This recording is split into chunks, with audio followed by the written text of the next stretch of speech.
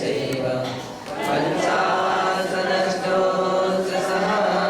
पञ्चाशदष्टोत्तरसहस्रसङ्ख्यां वेदसुतं पञ्चपदमामि हरिं कृपास्यर्थं गणपतिं गम्यं सम्मं गणमाभिनर्तिजतो सुगणानुविं शेषा इच्छान्ते शुभवती आकाशको पदसालोच्यं अम्बोधरपरिणय भावय परियम्मा सुन्दर प्रमाणयोग ओरय चुलिया चेवा शुद्धतय वेदम्बिकाय वृश्चिकालं अच्छिमि पूजयमि नमामि नमस्सामि दुःखो कम्मको मुराव शुभैनं समाधिमनं जिन्वं समर्थियो मच्छं अथ पौराणिक स्वाध्याय अपराह्निक स्वाध्याय प्रतिष्ठापन क्रियायां पूर्वाचार्यानुक्रमेणे सकल कर्मच्छयार्थं भाव पूजा वंदना स्तव समेतं श्री आचार्य भक्ति कायो सर्वं करोम्यहम्।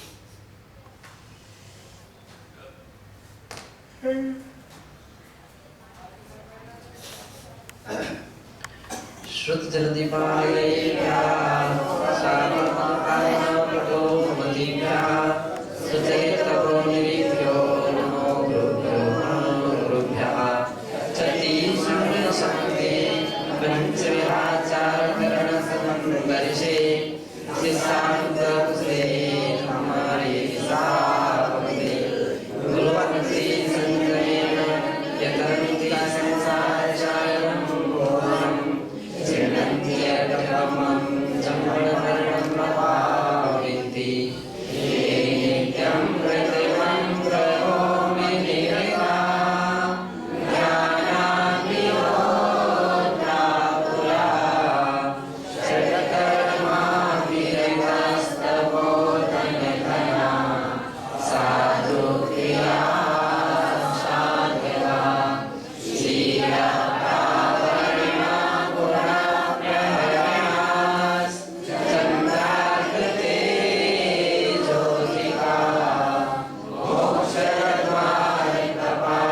मोक्षद्वारिकपाटपाटनमता प्रीणन्तु मां साधिवा गुरुवापान्तनो नित्यं ज्ञानिदर्शननायका चारित्राणवन्दिया मोक्षमार्गोपदेशका शिक्षामिते आयुक्तिकांसको पदसायोज्यं श्रमणाय संचारितां पञ्चविहाचारणमार्याणम् आलयादि सुधनामोपदेशानां पूर्वच्छायां केवलगुणाकारणं सर्वसामं स्याच्चकालम् अच्छेमि पूजेमि नमामि नमस्सामि दुर्गो कम्मको गुरुः शुभैनं समाहितं शिवसंपत्तियो मञ्चं ऋणमिगुण सर्वसिद्धे ज्ञानोत्तम प्रगतिसंसारे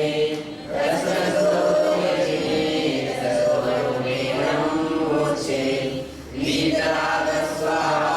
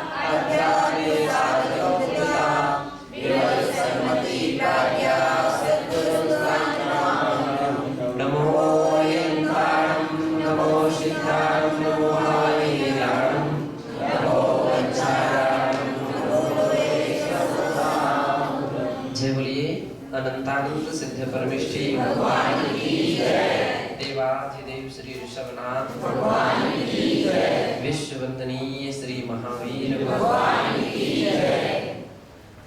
परम पूज्य आचार्य श्री कुंद देव की जय। परम पूज्य वात्सल्य दिवाकर गुरुदेव आचार्य श्री विमल सागर जी महाराज की जय। परम पूज्य तपस्वी सम्राट गुरुदेव आचार्य श्री सन्मति सागर जी महाराज की जय। अहिंसा में विश्व धर्म की जय।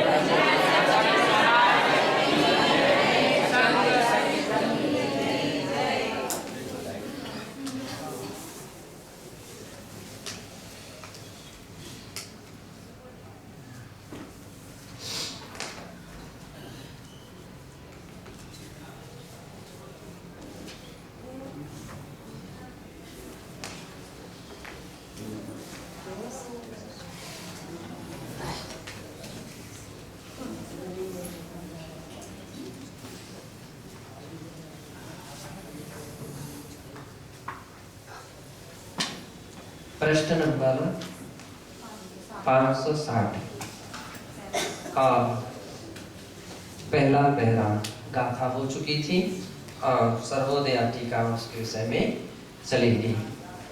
तत्वार सूत्र के 8वें अध्याय के पहले सूत्र में बृहद द्रव्य संग्रह की गाथा 30 में चे प्रमादस्यापि नाम निर्देशस्य पंचबंध हेतु भावासवा प्रोक्ता। प्रमाद के नाम निर्देशन के स्थान में 5 बंध के हेतु कहे गए। यहाँ पर अभी 4 बताए थे मूलाचार में या समय सार में, और इन ग्रंथों में 5 भी हेतु कहे गए हैं। वस्तुतः कसाय प्रमाद रूप एवं, वास्तविकता में कसाय तो प्रमाद रूप ही है। यत्र प्रमादः तत्र कसाय सद्भाव एविति दृष्टया मिथ्यात्वादि आश्रय चतुष्टयम यदुक्तम तन्ना विरुध्यते।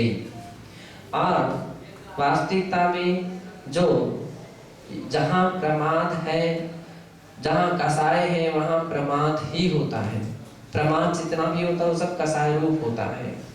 जहाँ प्रमाद है वहाँ कसाय का सद्भाव नियम से पाया जाता है। इस दृष्टि से मिथ्यात्वादि जो आश्रय के 4 भेद कहे गए हैं वो तन्ना विरुद्धते, वो बाधित नहीं है। ऐसा नहीं समझना चाहिए कि वहाँ कोई आचार्य भूल गए हैं या इस तरह से उनकी विचारधारा कोई चेंज हो गई है, ऐसे नहीं है। लेकिन जहाँ 4 प्रकार के हेतु दिए, मिथ्यात, अविरति, कसाय और योग, तो वहाँ आचार्य महाराज ने कसाय के अंतर्गत ही प्रमाद को समावेश कर दिया है। और जहाँ उन्होंने विस्तार में कथन किया जिन आचार्यों ने, उन्होंने और अलग अलग कथन कर दिया, क्योंकि देखा कि आचार्यों की विवक्षाएं जो होती हैं वह वक्ता के इच्छा पर निर्भर करती हैं। वक्तुम इच्छा विवक्षा, तो उस वक्ता की इच्छा क्या है, और वक्ता की इच्छा श्रोता के ऊपर निर्भर करती है कि सामने वाला व्यक्ति कैसा है। जैसा है उसके अनुसार वो अपने विषय का प्रतिपादन करते हैं। कोई विशेष कुशाग्र बुद्धि व्यक्ति होते हैं तो उनके लिए कल अपन देख चुके हैं कि उनको संक्षेप में व्याख्यान किया जाता है, तो उनके लिए 4 ही हेतु दी। लेकिन अगर देखा उन्होंने दूसरे और आचार्य महाराज ने देखा कि व्यक्ति कसाय तो नहीं कर रहा लेकिन प्रमाद कर रहा है, आलस्य कर रहा है, तो उसको समझाने के लिए उन्होंने प्रमाद को अलग और कसाय को अलग कहा। और यूं कहा कि देखो कसाय जैसे कर्म के आश्रय बंध का कारण है, वैसे प्रमाद भी कर्म के आश्रय बंध का कारण है। तो उन लोगों को जो प्रमाद बहुल व्यक्तियों को देखा तो उनको समझाने के लिए प्रमाद की बात उन्होंने अलग से कही है। तो 5 प्रकार का व्याख्यान करना तो भी गलत नहीं है, और 4 प्रकार का व्याख्यान किया गया है जहां वो भी गलत नहीं है। तो एसाम गुणस्थानानुसार निरूपणम कुर्मः। अब यहाँ पर हम सब गुणस्थान के अनुसार निरूपण कुर्मः करूंगा। मिथ्यात्व गुणस्थाने मिथ्यात्वादिका 4 एव प्रत्याकर्माश्रय हेतु भूता भवन्ति। मिथ्यात्व गुणस्थान में मिथ्यात्वादि चार प्रत्यय, अब देखिए चार के जहां व्याख्यान है उसकी दृष्टि से कर रहे कथन कर रहे हैं चार की अपेक्षा से। कौन कौन? मिथ्यात्, अविरति, कसार, योग।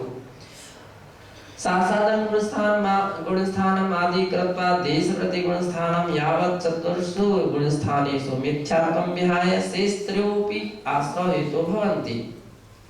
सासादन गुणस्थान को आदि लेकर के देश प्रति गुणस्थानम यावत्, देश प्रति यानी पांचवें गुणस्थान तक, चतुर्षु गुणस्थानेषु चार गुणस्थानों मिथ्यात्व को छोड़कर के शेषत्रयोऽपि आश्रय हेतु भवन्ति, शेष तीनों आश्रय के हेतु होते हैं। अत्रैकारेका, अत्रैकारेका एक आरेका, आरेका यानी शंकाकार, एक प्रश्नकार, एक प्रश्न करता है। देश वृत्ति गुण स्थाने अवृत्ति रूपम यद आश्रय कारणम प्रोच्यते तत्कथम। देश वृत्ति गुण स्थान में तो गुणस्थान तो अवृत्ति रूप है, तद आश्रय कारणम प्रोच्यते, उनके आश्रय के कारण को कहा गया है, अवृत्ति रूप आश्रय हेतु कहा गया है। तत्कथम वह कैसे?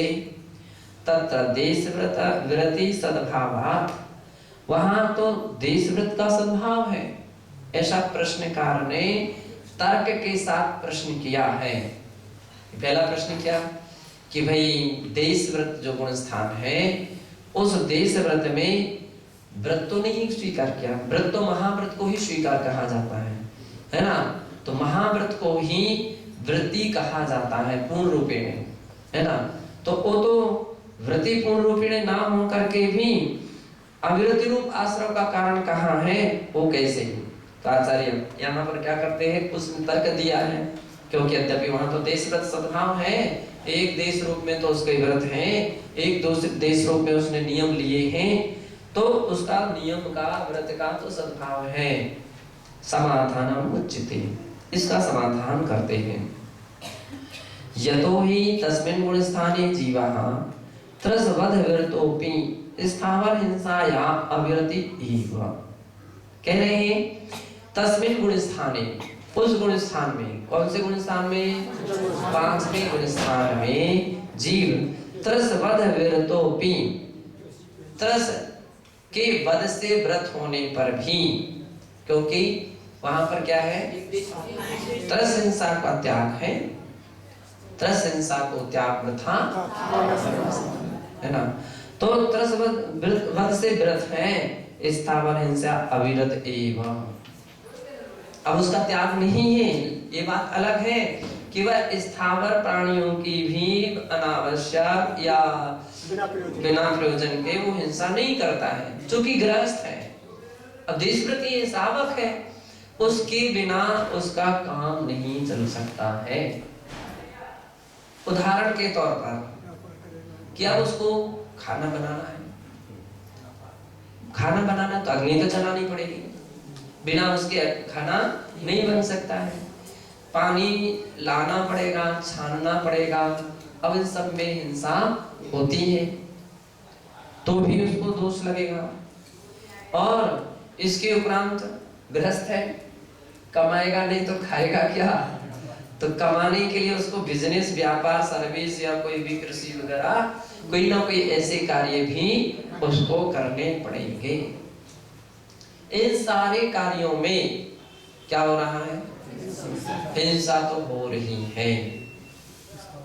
और अनाज को काटता भी है, पानी भी खेतों में देता है, तो ये सारी की सारी स्थावर हिंसा या अविरत एवं। स्थावर हिंसा से यद्यपि वो अविरत है, अभी उससे व्रत नहीं हुआ। एतद् दृष्ट्या तस्य अविरत संज्ञा का आश्रय हेतु स्वीकृते, इसलिए इस दृष्टि से उसको अविरत संज्ञा आश्रय का हेतु भी स्वीकार किया गया है। एवं प्रमत्त संयत गुणस्थानात् आरभ्य सूक्ष्म संप्राय गुणस्थानां यावत् पंचसु गुणस्थानेषु कसा योगेति द्वयमेव आश्रय हेतु रूपम भवति। अब प्रमत्त संयत कौन सा गुणस्थान है? छठवां गुणस्थान है। प्रमत्त संयत नाम का छठवां गुणस्थान है। बेस सागर जी आपका कौन सा गुणस्थान है? छठवां गुण स्थान कौन सा है? छठवां सातवां गुण स्थान होते रहते हैं, इतना याद रखना चाहिए। तो यहाँ पर छठे गुण स्थान से लेकर के और सूक्ष्म संप्राय गुण स्थान, सूक्ष्म संप्राय गुण स्थान कौन से नंबर का गुण स्थान है? 10वें गुण स्थान का है। तो यहाँ तक पंचसु गुण स्थानेषु छठवां, सातवां, आठवां, नौवां, 10वां कितने गुण स्थान हो गए? 5। इन 5 गुण स्थानों में कषाय योगेति द्वयमेव आश्रव हेतु रूपम भवति। कषाय और योग ये दोनों ही आश्रव के हेतु होते हैं। नैवे मिथ्यात्वम अविरतिश्चेति, यहाँ पर मिथ्यात्व और अविरति नाम का हेतु नहीं पाया जाता है, तज्जन्य आश्रव भी नहीं होते। तदुपरि उपशांत मोह गुण स्थानात् आरभ्य, इसके उपरांत उपशांत मोह नाम का जो गुण स्थान है, कौन से नंबर का है उपशांत मोह गुण स्थान माता जी? विरम्या श्री माता जी 11वां के 12वां? 11वां। अच्छा, तो उपशांत मोह नाम का 11वां जो गुण स्थान है, वहां से लेकर के सहयोग केवली गुण स्थान पर्यंतम, सहयोग केवली गुण स्थान कौन सा गुण स्थान है? विजित श्रीमती 13वां गुण स्थान है।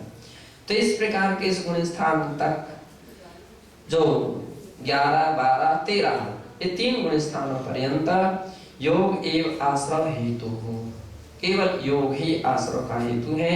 नान्य मिथ्यात्वादि का त्रयाः, अन्य जो मिथ्यात्वादि 3 मिथ्यात्व, अविरति और कषाय ये 3 आश्रव के उन गुण स्थानों में हेतु नहीं होते हैं।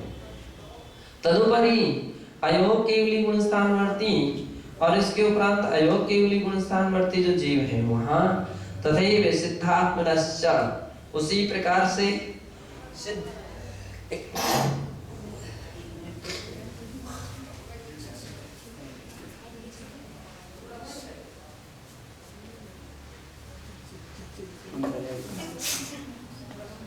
उसी प्रकार से सिद्धात्मा, अयोग केवली और सिद्ध भगवान, इनमें निराश्रवत्वम एव भवन्ति, ये सब निराश्रव रूप ही होते हैं, ऐसा जानना चाहिए।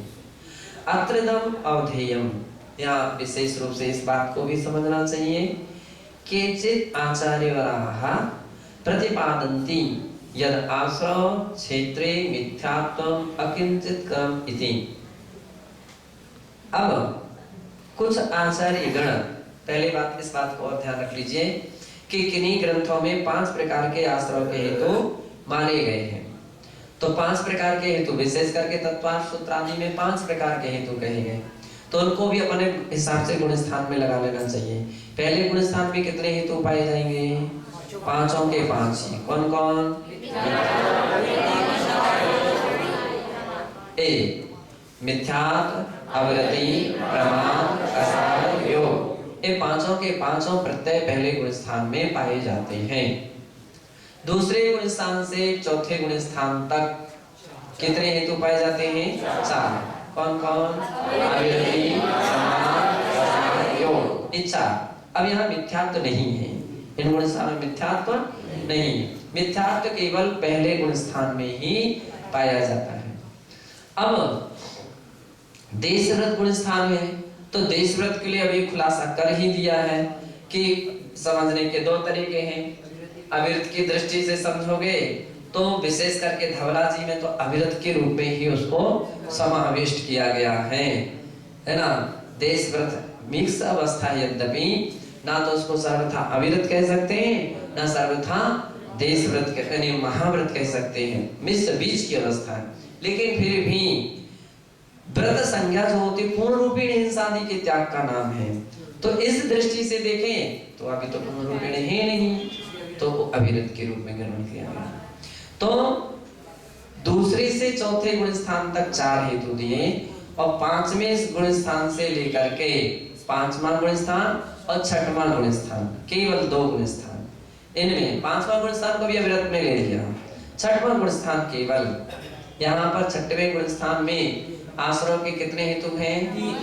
3। प्रमाद, मुनिराज भावलिंगी सच्चे निर्ग्रंथ जो हैं उनके लिए मात्र 3 प्रकार का कर्म का आश्रय चलता, 3 हेतु रूप का कर्म का आश्रय चलता है, प्रमाद रूप, कसाय रूप, योग रूप। यदि वो 6वें गुण स्थान में है तो, और यदि 7वें गुण स्थान में पहुंच जाते हैं तो उसमें कितने हो जाते हैं? तो 6वें गुण स्थान से लेकर के 7वें गुण स्थान से लेकर के 10वें गुण स्थान तक, 7वें गुण स्थान से 10वें गुण स्थान तक कितने आश्रय के हेतु हैं? 2। कौन कौन? कसाय और योग, ये 2 हेतु रह जाते हैं। 10वें गुण स्थान तक कसाय का उदय होता है, इसके आगे के गुण स्थान में कसाय का उदय नहीं होता है। 11वें गुण स्थान में कसाय की सत्ता तो है लेकिन उदय नहीं है, और 12वें गुण स्थान में ना तो सत्ता है और ना उदय है। तो उदय की अपेक्षा से कथन किया जा रहा है। तो 11वें से 13वें गुण स्थान तक कितने आश्रय के हेतु हैं? केवल 1। कौन सा है? योग। और 14वें गुण स्थान में कोई भी आश्रय नहीं होता। क्यों नहीं होता है? क्योंकि वहां आश्रय के एक भी हेतु नहीं है, ना मिथ्यात्व है, ना विरति है, ना प्रमाद है, ना कसाय है, ना योग है। इसलिए 14वें गुण स्थान में कोई भी कर्म का आश्रय नहीं होता, 14वें गुण स्थान में भी नहीं होता, सिद्धों में भी नहीं होता। तो 14 में नहीं है तो सिद्धों में भी कोई कर्म का आश्रय बंधा नहीं होगा, ऐसा जानना चाहिए। तो बात हो गई। अब यहाँ पर ध्यान रखिए कि किंचन केचित् आचार्यगणाः प्रतिपादयन्ति, कुछ आचार्यगण ऐसा कहते हैं, यद आश्रय क्षेत्रे मिथ्यात्वम् अकिंचित कर्मिति, आश्रय के क्षेत्र में मिथ्यात्व अकिंचित कर है। तो आश्रय बंध दोनों प्रकार के क्षेत्र में अकिंचित कर कहते हैं। तन्ना युक्ति युक्तम प्रतिभाति, वह युक्ति युक्त समझ में नहीं आता, युक्ति युक्त नहीं लगता है। क्यों? शास्त्रेषु पूर्वोक्त उद्धरणेषु, शास्त्रों के पूर्वोक्त उद्धरणों में स्पष्टम एवं मिथ्यात्वस्य आश्रय हेतुत्वेन निर्देशात्, स्पष्ट रूप में मिथ्यात्व को आश्रय का हेतु कहा गया, स्पष्ट रूप से कहा गया है। चाहे आप कुंद आचार्य का समय सार ले लीजिए, मूलाचार ले लीजिए, तत्वासूत्र ले लीजिए, राजवार्तिक ले लीजिए, श्लोक वार्तिक ले लीजिए, धवला आदि ग्रंथ ले लीजिए, तो यहाँ पर तो क्या कहा है कि उसको आश्रय का हेतु कहाँ है?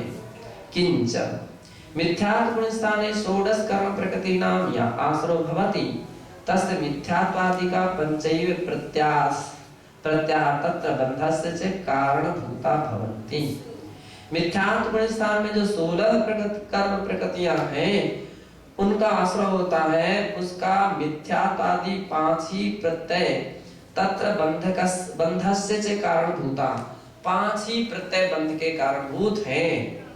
ननु तत्र मिथ्यात्वं बिना कसाय मात्र निमित्तक एव आश्रवा इति चिन्ना, ऐसा नहीं कि वह मिथ्यात्व के बिना से कसाय मात्र ही कर्म के आश्रय बंध का कारण हो। अगर ऐसा होगा तो फिर क्या हो जाएगा? मिथ्यात्व का, मिथ्यात्व जो है वो कोई भी तरह उस मिथ्यात्व का आश्रय बंध के विषय में कथन करना व्यर्थ हो जाएगा, अनावश्यक हो जाएगा। कसाया भावेपि मिथ्यात्व हेतु आश्रवस्य कस्यचित् सिद्धत्वात्, कसाया भावेपि, कसाय के अभाव होने पर भी मिथ्यात्व हेतु आश्रवस्य कस्यचित् सिद्धत्वात्, है ना। तो बतला रहे हैं कि मिथ्यात्व, जहां मिथ्यात्व के बिना मात्र कसाय के कारण ही होता है, ऐसी बात नहीं है इति चिन्ह। क्यों? कसाय के अभाव में भी मिथ्यात्व के कारण आश्रय होना किसी जीव के सिद्ध होता है, कसाय के अभाव में भी। अब देखिए कसाय का अभाव है किसी जीवों को, अब आगे कथन कर रहे हैं, क्या बतला रहे हैं? कसाया भावेपि, पहले गुण स्थान में कसाय का उदय नहीं है, उसका अभाव है, ऐसा मिथ्यात्व हेतु आश्रय से कस्यचित् सिद्धत्वात्, मिथ्यात्व हेतु ही आश्रय होता है, ऐसा किन्हीं जीवों में सिद्ध हो जाता है। अत्रदम खुलासा कर रहा है। अत्रदम तात्पर्य, इसका तात्पर्य है अनंतानुबंधी कसायस्य विसंयोजक उपसामको। अनंतानुबंधी चतुष्क जो कसाय हैं उनका विसंयोजन करने वाला उपसामक जीव। जब उपसम श्रेणी पर चढ़ने वाले कोई ऐसे मुनि हैं जो जिन्होंने उपसम श्रेणी का आरोहण किया है तो वहां सारी कसायों का उपसम करते हैं, विसंयोजना के रूप में उपसम करते हैं। विसंयोजना का अर्थ होता है पर प्रकृति के रूप में संक्रमण करके वो उपसम करते हैं। उपसाम को उनको उपसामक कहते हैं। यदा उपशांत मोह गुण स्थानात्, अब वो ऐसे कहां तक पहुंच जाते हैं, 11वें गुण स्थान तक जीव जो है वो विसंयोजक है और शांत मोह गुण स्थान तक उपसामक है। कालक्षयेन मृत्यु सती, कालक्षय, अब वहां पर काल का क्षय हो जाने पर, अब यहाँ पर दो हेतु दिए जाते हैं, एक तो गुण स्थान का समय पूरा हो गया अथवा दूसरा दिया जाता है मृत्यु, आयु की पूरी हो, आयु क्षय हो जाए, दो हेतु दिए। क्यों? 11वें गुण स्थान का काल कितना माना गया? अंतर। तो अब यदि गुण स्थान का क्षय काल क्षय हुआ तो क्रम क्रम से उतरेगा, 9 में से 10 में, 10 में से पहले 11 में से 10वां, 9वां, 8वां, 7वां, 6वां, ऐसे गुण स्थान बनेंगे। लेकिन कालक्षय हो गया है, कालक्षय कहो, भावक्षय कहो, आयुक्षय कहो, एक ही बात है। यदि ऐसी कुछ उसकी अवस्था आ गई है तो फिर क्या हो जाएगा कि पतितासन मिथ्यात्वम आगच्छति। यदि मिथ्यात्वोदय हो गया, मिथ्यात्वोदय उस समय आया है तो सीधा पहले गुण स्थान, सड़क पट्टी से जो व्यक्ति सकता सी बीच में उसको रुकने का कोई भी गुंजाइश नहीं रहती। तो मिथ्या पतितासन मिथ्यात्वम आगच्छति तदा आवलिका पर्यंतम तस्य कोपि कसायोदयो न भवति। अब देखिए, जिन प्रकृतियों का विसंयोजना किया था वे सहसा अपोदय में नहीं आ पाए। मान लीजिए सहसा वो संयोजित नहीं हो सकती, जो पर प्रकृति रूप में संक्रमित हो गई थी अब वो एक साथ तो संक्रमित नहीं हो सकती, पुनः अपने रूप में नहीं आ सकती। ऐसा सिद्धांत आगम का सिद्धांत है कि उसकी संयोजना में अंतर्मुहूर्त काल लगता है। कितना काल लगता है? अंत आवली प्रमाण, आवली भी एक अंतर्मुहूर्त ही है।